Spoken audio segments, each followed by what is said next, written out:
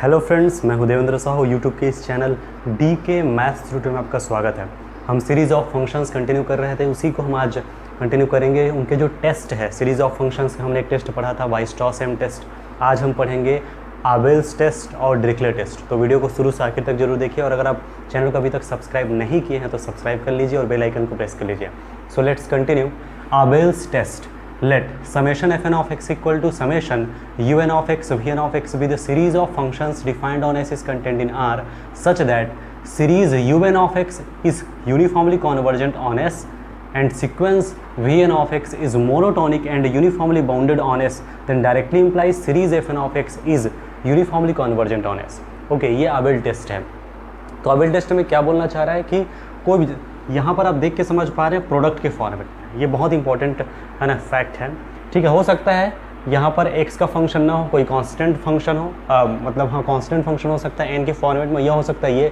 तो इंपॉर्टेंट इस बात का है, ये प्रोडक्ट ऑफ फंक्शंस के कॉन्सेप्ट्स में लिया गया है। डिरिक्लेट टेस्ट भी इसी फॉर्मेट में लिया जाएगा।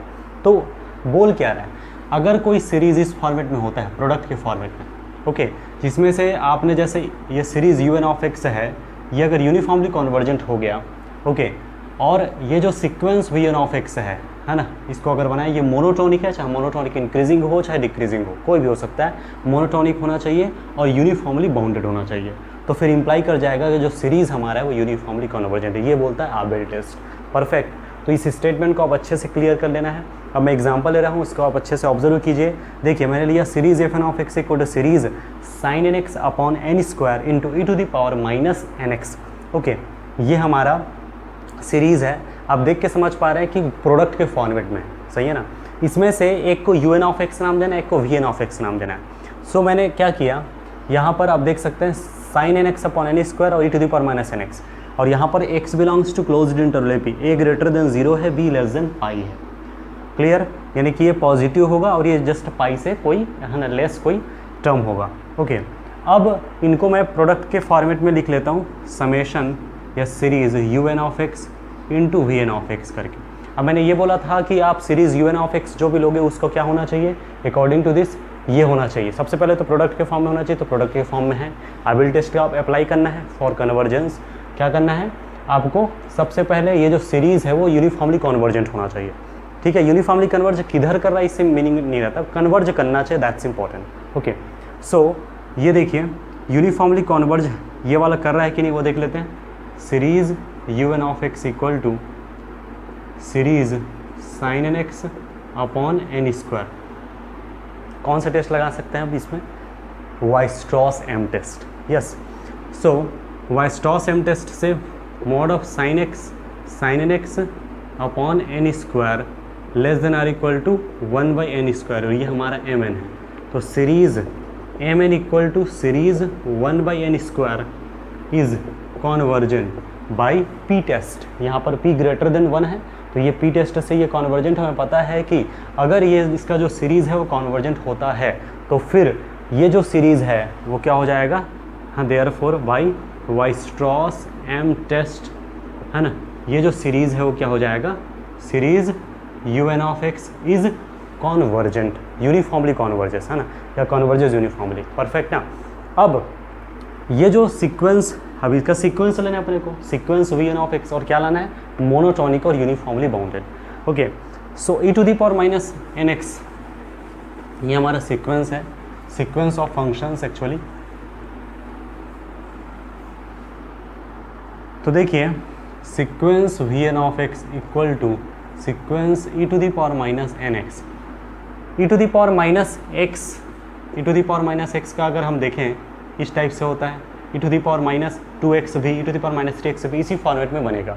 और क्लोज्ड इंटरवल ए बी के अंदर आपको ग्राफ बनाना है, लाइक यहाँ से ये ओपन और यहाँ पर ये पाई और ये 0, चूँकि 0 से बड़ा रहेगा और पाई से छोटा रहेगा, इसके बीच का कंडीशन है। इसमें ऑब्वियस है, देख सकते हैं डिक्रीज़ हो रहा है, मतलब कि मोनोटोनिक डिक्रीजिंग है। मोनोटोनिक इंक्रीजिंग डिक्रीजिंग से मीनिंग नहीं बताया था, इंपॉर्टेंट क्या था, मोनोटोनिक होना चाहिए। परफेक्ट। तो इसका मतलब e to the power minus x, e to the power minus 2x, e to the power minus 3x and so on, मतलब e to the power minus N x is monotonic, is monotonic. Okay, अब क्या देखना है, अब हमें देखना है कि sequence V N of x जो है यूनिफॉर्मली बाउंडेड है या नहीं। ओके, तो जो मैंने जस्ट ग्राफ दिया था वहाँ से भी आप जा सकते हैं, है ना। जो भी आप बनाएंगे इस तरीके से हो रहा था, ये आपका 0 है और ये आपका पाई है ना, जिसमें से 0 और पाई इंक्लूड नहीं है। 0 से ग्रेटर लेना है और पाई से जस्ट लेस लेना है। अब इसके अंदर देख सकते हैं कि ये क्या है ना, बाउंड हो रहा है ना, बाउंडेड देखना रहता है तो आप देख सकते हैं ये और जस्ट ये वाला वैल्यू 0 और 1 के बीच में हमेशा बाउंड होगा। e to the power minus X, similarly e to the power minus 2x, similarly e to the power minus 3x, similarly e to the power minus 4x, similarly e to the power minus 5x and so on. जितने भी है सबके सब क्या हो रहे हैं, bounded हो रहे हैं, मतलब यूनिफॉर्मली बाउंडेड हुआ। लेकिन आप बोलेंगे इसको डेफिनेशन में अप्लाई करो ना, ये तो आप डायरेक्ट तर्क के तौर पे बता रहे हैं, लॉजिक बता रहे हैं, तो डेफिनेशन में कैसे देखेंगे। According to the definition mod of V N of x equal to mod of e to the power minus N X less than or equal to कोई टर्म आना चाहिए। ओके, तो less than or equal to क्या आएगा, तो देखिए e to the power x greater than X होता है। ये छोटे छोटे जो चीज़ें होती हैं हमें पता होना चाहिए रियल एनालिसिस के अंदर। e to the power x greater than x है। अब e to the power x greater than x है तो e टू द पावर अगर मैं एन एक्स करूँगा तो ग्रेटर देन एन एक्स होगा, because e to the power x greater than x, ठीक है ना। ये होता है x, है ना, और ये होता है e to the power x। देखिए ये हमारा e to the power x greater than x है। Similarly e to the power 2x greater than 2x, similarly e to the power 3x greater than 3x and so on, मतलब e to the power nx greater than nx, कोई दिक्कत नहीं। सो अब इनका अगर मैं देखूँ 1 upon e to the power nx, so less than 1 upon nx हो जाएगा। अब इसी को मैं क्या लिख सकता हूँ, e to the power minus nx, ठीक है। तो ये हो गया। तो यहाँ पर लेस देन दिस, यहाँ पर less than mod of 1 upon nx ये लिख सकते हैं। ओके, अब x को तो फ्री करना पड़ेगा, मैं बताया था कि फ्री होना चाहिए, x हटना चाहिए वहाँ से, ठीक है ना। इस फॉर्मेट में आना चाहिए ना, mod of n of x less than or equal to m का फॉर्मेट में आना चाहिए, दैट्स इट। तो 1 अपॉन nx है, 1 अपॉन x को कैसे लिख सकते हैं, 1 अपॉन x हमें पता है कि यहाँ पर है ना क्या है, x lies between a to b।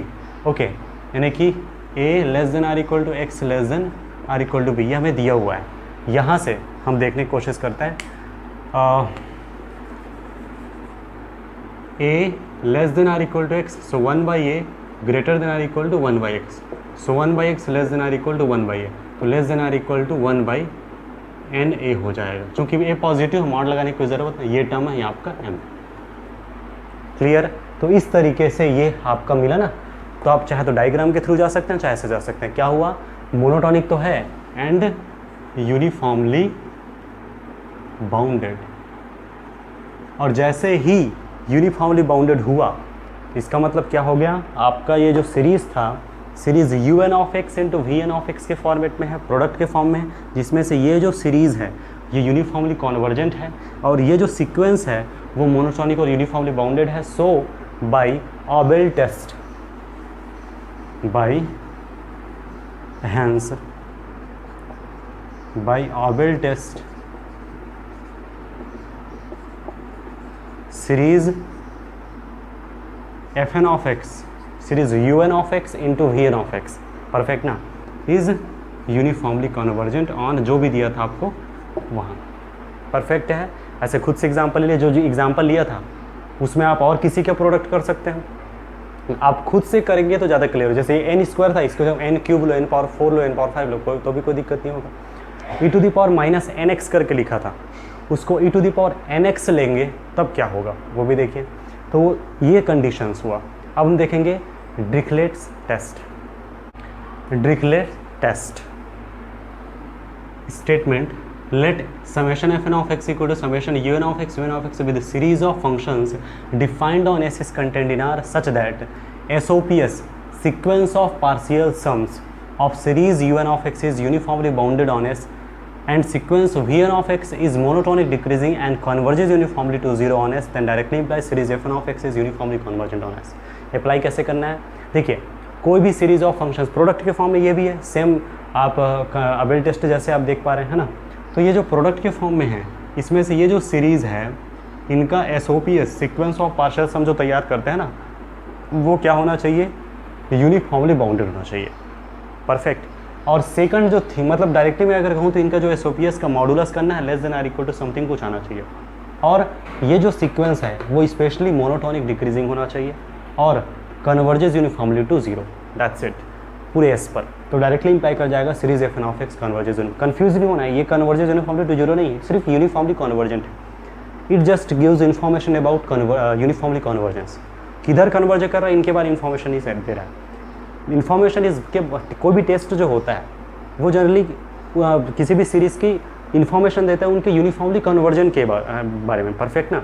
तो यहाँ पर मैं एग्जांपल ले रहा हूँ, स्टेटमेंट को अच्छे से क्लियर करना है आपको ताकि समझ आ जाए। देखिए series F N of x है, series -1 power n 1 upon n plus x, perfect, और x belongs to closed interval 0 to infinity, ठीक है। अब ये जो है प्रोडक्ट के फॉर्म में आप बोलेंगे तो ये अकेला है, मैं प्रोडक्ट के फॉर्म में लिख रहा हूँ।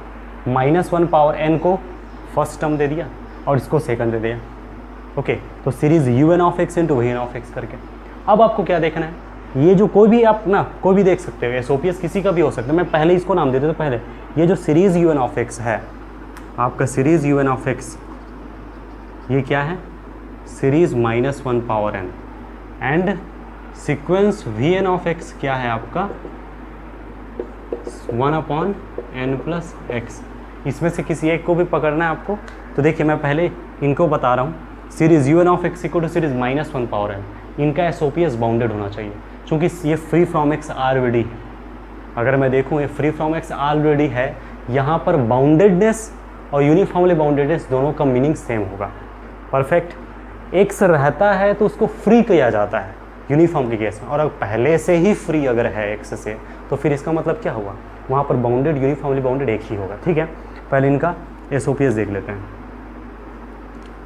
Late s n of x be एसओपीएस of series un of x, then क्या होगा, एस एन ऑफ एक्स का मीनिंग क्या होता है, u1 of x plus u2 of x plus and so on plus un of x, okay. अब यहाँ इसको सॉल्यूशन कीजिए, s n of x equal to u1 of x u2 of x, that's है ना -1 power n आपका है, -1 power n मतलब -1 plus 1 -1, इसी को मैं इसी में लिख देता हूँ, -1 plus 1 -1 plus 1 and so on, ठीक है, -1 पावर n। चूँकि यहाँ पर हम क्या ले रहे हैं, n टर्म्स का सम। अब वो जो n है इवन भी हो सकता है ऑड भी हो सकता है, देयर आर टू सिचुएशंस ना। सो यहाँ पर क्या होगा, अगर आप देखें तो दो चीज़ें हो गई, एक है 0 एक है -1, n is even n is odd, perfect. जब इवन होगा तो -1 प्लस 1 0, फिर 4 टर्म में फिर से वही 0 -1 प्लस 1 0 -1 प्लस 1 0। लेकिन जब जब आप ऑड लेंगे लाइक 1 3 5 7 एंड सो ऑन, तो -1 3 टर्म है तो भी ये 0 हो गया, फिर बचा -1, परफेक्ट हो रहा है, क्लियर हो रहा है। तो 0 और -1 अगर आप गौर करें तो ये जो sequence s n of x करके जो आया, ये ऑस्किलेट फाइनाइटली सीक्वेंस है, oscillate between -1 to plus -1 to 0, है ना, यही तो होगा ना, -1 0 -1 0 -1 0 -1 यही तो सीक्वेंस है। फ्री फ्रॉम एक्स ऑलरेडी है, अब ये तो बाउंडेड है बिटवीन -1 एंड 0, है ना, perfect. -1 less than s n of x less than 0, तो इसको चाहे तो mod of s n of x less than 0, ठीक। तो इसका मतलब क्या हुआ, इसका मतलब ये हुआ, ऐसा लिखना है ना कन्फ्यूज़न क्रिएट करता है, सो मॉड में मत लिखे, ऐसे ही लिखिए ज़्यादा बेटर। तो यहाँ से क्लियर होता है कि यूनिफॉर्मली बाउंडेड है, फ्री फ्रॉम एक्स ऑलरेडी है, इसका मतलब हुआ sequence s n of x is uniformly bounded on जो भी आपको डोमेन दिया है। डोमेन आपका 0 टू इन्फिनिटी, उसमें कोई इफेक्ट नहीं पड़ता। नेक्स्ट सीरीज है ना, ये आपका हो गया है ना पहला वाला, सीरीज un ऑफ एक्स जिनका एसओपीएस मतलब ये बाउंडेड हो गया, यूनिफॉर्मली बाउंडेड। अब सेकंड को लेना है सीक्वेंस के फॉर्मेट में, तो देखते हैं अब क्या आना चाहिए, monotonic and uniformly convergent to 0, okay. तो देखते हैं sequence vn of x equal to sequence 1 upon n plus x, ठीक है। सबसे पहले मोनोटोनिसिटी की बात की गई है और x belongs to 0 to infinity है। आप यहाँ पे 0 पुट कीजिए, 1/n आएगा सीक्वेंस जो कि मोनोटोनिक डिक्रीजिंग है, 1/2 1/3 ऐसे जाएगा। अगर मैं x इक्वल टू 1 ले लेता हूँ तो यहाँ 1/n+1 आएगा, √2 लेते हैं तो 1/n+√2 आएगा। सर जो भी लीजिए आप देखेंगे कि ये हमेशा मोनोटोनिक डिक्रीजिंग सीक्वेंस बनने वाला है। मोनोटोनिक डिक्रीजिंग सीक्वेंस हमेशा ये होने वाला है। तो इन जनरल ये हो गया मोनोटोनिक डिक्रीजिंग। परफेक्ट। अच्छा, सेकंड क्या था? मोनोटोनिक डिक्रीजिंग के साथ साथ कन्वर्जेज यूनिफॉर्मली टू 0। सो इनका लिमिट देखना पड़ेगा पहले। तो limit n tends to infinity 1/n+x। अब x की जगह हम 0 रखो, +1 कोई भी फिक्स है, जैसे अल्फा रखा 1/n+α, n tends to infinity always 0 on this. ठीक। अच्छा, अब यूनिफॉर्मली कन्वर्जेंट आपको चेक करना है, तो मॉड ऑफ 1/n+x - 0 है ना, तो ये हो जाएगा आपका 1/n+x। चूँकि x 0 greater than or equal to 0 है और n 1 2 3 एंड सो ऑन होता है, इसका मतलब हमेशा नीचे हमेशा पॉजिटिव आएगा, तो मॉड लगाने की ज़रूरत नहीं है। ओके, अब इसको क्या लिख सकते हैं? Less than or equal to 1/n। कहाँ से हुआ? n+x greater than or equal to n, so 1/n+x less than or equal to 1/n। ये हो गया। मैं मेन जो डेफिनेशन था वो अप्लाई कर रहा हूँ, मतलब क्या हो जाएगा? Less than epsilon. सो इसका मतलब mod of fn(x) minus fx less than epsilon हो गया। तो ये क्या इंप्लाई कर रहा है? यूनिफॉर्मली कॉन्वर्जेंट को, स्पेशली कन्वर्जेस टू 0। इसका मतलब सभी जितना जो चाहिए था हो गया। जो आपका प्रोडक्ट के फॉर्म में था सीरीज un(x) इंटू vn(x) करके, जिसमें से इनका एसओपीएस यूनिफॉर्मली बाउंडेड है और ये सीक्वेंस जो है मोनोटोनिक डिक्रीजिंग है और कन्वर्जेस यूनिफॉर्मली टू 0 है, हैंस बाय डिरिक्लेट टेस्ट। तो क्या हो जाएगा? हैंस बाय डिरिक्लेट टेस्ट सीरीज जो भी आपको दिया गया था -1/n × 1/n+x is uniformly convergent on जो भी दिया था वो। आप इसको भी ट्राई करके देखिए, सीरीज -1/n x⁴n को यूनिफॉर्मली कन्वर्जेंट ये भी होगा। ऐसे बहुत सारे एग्जांपल ले लीजिए। किसी भी तरह से डाउट होता है बिल्कुल कमेंट कर सकते हैं, ठीक है। तो ये क्लियर हो गया। मैं कुछ रिजल्ट्स दे रहा हूँ जो कि बहुत इंपॉर्टेंट है। Results and properties. First, let summation fn(x) with a series of continuous functions defined on S is contained in R. If series fn(x) converges uniformly to S(x) on S, then directly implies S(x) is continuous on S. Okay. फिर just इसका converse part दिया गया है। Actually मैं बता दूं, जो sequence of functions में जस्ट मैंने रिजल्ट जो दिया था, रिजल्ट प्रॉपर्टी, सेम वही कॉन्सेप्ट यहाँ पर निकल के सामने आ रहा है। ओके, बिल्कुल सेम है। अगर वहाँ सीक्वेंस ऑफ फंक्शंस में आपको क्लियर हो गया था तो यहाँ भी आपको बिल्कुल आसानी से क्लियर हो जाएगा। क्या बताया गया स्टेटमेंट, आप ध्यान से नोट कीजिए, समझिए। सीरीज ऑफ फंक्शंस दिया गया। खास बात यह है कि सीरीज़ के जो सीरीज ऑफ जो फंक्शंस दिए हुए एक्चुअल में सीरीज ऑफ कॉन्टिन्यूस फंक्शंस है। Okay, series of continuous functions होने का मतलब क्या है? ये जो fn(x) होगा, f1(x), f2(x), f3, ये जितने भी सबके सब कॉन्टिन्यूस फंक्शंस होंगे। परफेक्ट। तो सीरीज fn(x) जो है सीरीज ऑफ कॉन्टिन्यूस फंक्शंस हैं। अब कन्वर्ज यूनिफॉर्मली कर रहा है ये, और जिधर भी कन्वर्ज यूनिफॉर्मली कर रहा है वो भी, है ना, अगर ये कन्वर्ज यूनिफॉर्मली करता है तो जो जिधर कन्वर्ज यूनिफॉर्मली कर रहा है मतलब जो लिमिट फंक्शन है, जो सम फंक्शन है, वो भी कॉन्टिन्यूस होगा, ये बोला गया। परफेक्ट, क्लियर हो गया। सीरीज ऑफ कॉन्टिन्यूस फंक्शन है और अगर ये कन्वर्ज यूनिफॉर्मली करता है तो लिमिट फंक्शन भी क्या होगा? Limit function is also continuous on S करके। परफेक्ट। अच्छा, जस्ट इसका कन्वर्स पार्ट कहना चाहिए। अगर सीरीज ऑफ कॉन्टिन्यूस फंक्शंस लिया गया, पॉइंट वाइज कन्वर्ज तो करता है और पॉइंट वाइज कन्वर्ज कर रहा है S(x) की ओर, ये लिमिट फंक्शन है, बट पॉइंट वाइज कन्वर्ज कर रही है, समय ना। अगर ये कॉन्टिन्यूस नहीं है सो डायरेक्टली इंप्लाइज नॉट यूसिंग। तो ये तो क्लियर हो गया कि कॉन्टिन्यूटी, अगर सीरीज ऑफ कॉन्टिन्यूस फंक्शंस लेते हैं तो यूनिफॉर्मली कॉन्टिन्यूस होने के लिए ये जो लिमिट फंक्शन है उनके लिए क्या कंडीशन हो गया? ये जो इसकी कॉन्टिन्यूटी नेसेसरी हो गई, तो इसमें कोई दिक्कत नहीं होना चाहिए, बिल्कुल क्लियर है। सो ये हो गया सीरीज ऑफ कॉन्टिन्यूस फंक्शंस लिखा गया है और ये आपका पॉइंट वाइज कन्वर्ज कर रहा है, और ये अगर कॉन्टिन्यूस नहीं है तो डायरेक्टली इंप्लाई करेगा नॉट यूसी। बट डिफरेंशिएबल के केस में मैंने बोला था कि डायरेक्टली इंप्लाई नहीं होता। इसको मैं थर्ड रिजल्ट करके लिख सकता हूँ, series of differentiable functions. Okay, और ये जो है यूनिफॉर्मली कन्वर्ज कर रहा है। इफ़ ये यूनिफॉर्मली कन्वर्ज करता है then does not imply S(x) is continuous on s. Okay, so ये तो इसमें क्लियर हो गया होगा। तो ये स्टेटमेंट मैंने उस समय भी बोला था, डिफरेंशिएबिलिटी के केस में डायरेक्ट इंप्लाई नहीं होता है। मतलब let summation f N of x with series of differentiable functions on s, ठीक है, इफ सॉरी डिफरेंशिएबल है ना, ये let summation fn of x with a series of differentiable functions on s is contained in R if summation fn of x converges uniformly to s of x then does not imply, directly imply नहीं होता। मैं direct ये नहीं कह सकता कि ये differentiable होगा करके। परफेक्ट, तो ये चीज़ हुआ। अच्छा, लिमिट इंटरचेंज होता है या नहीं, ये दिमाग में आ रहा होगा। तो बिल्कुल इंटरचेंज होता है, तो उसको मैं डायरेक्ट लिख लेता हूँ। 4th नंबर का रिजल्ट मैं उसको दे रहा हूँ।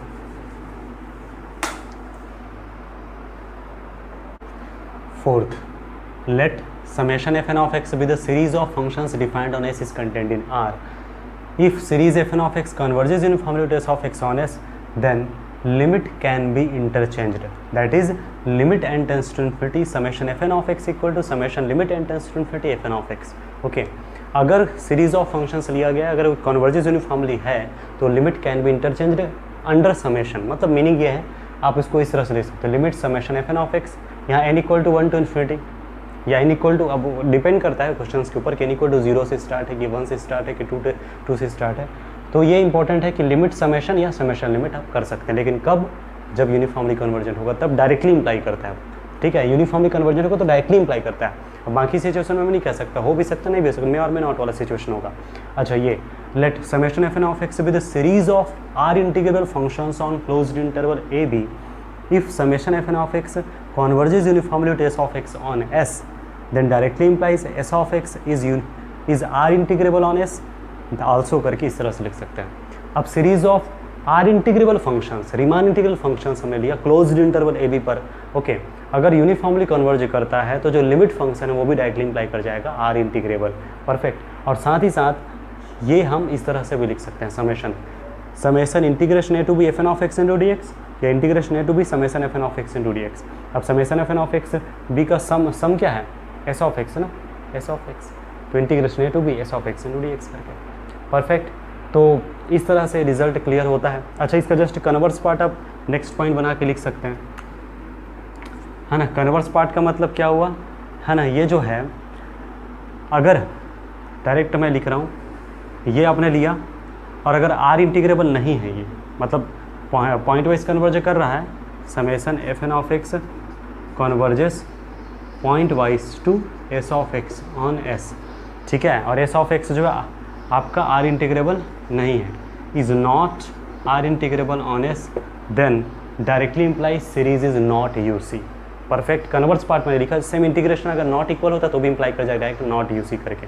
तो सीरीज जो है, सीरीज ऑफ अपने आर इंटीग्रल फंक्शंस लिया, पॉइंट वाइज कन्वर्ज करता है, लेकिन ये जो है आर इंटीग्रेबल नहीं है तो इम्प्लाई कर जाएगा सीरीज इज नॉट यू सी करके। तो आई होप आपको ये वीडियो समझ आया होगा, क्लियर होगा, लेकिन फिर भी किसी भी तरह से डाउट होता है तो आप बेझिझक आप क्वेश्चन आप कमेंट में डाल सकते हैं, मैं उसको क्लियर करने की कोशिश करूँगा। तो आज के लिए इतना ही, थैंक यू सो मच।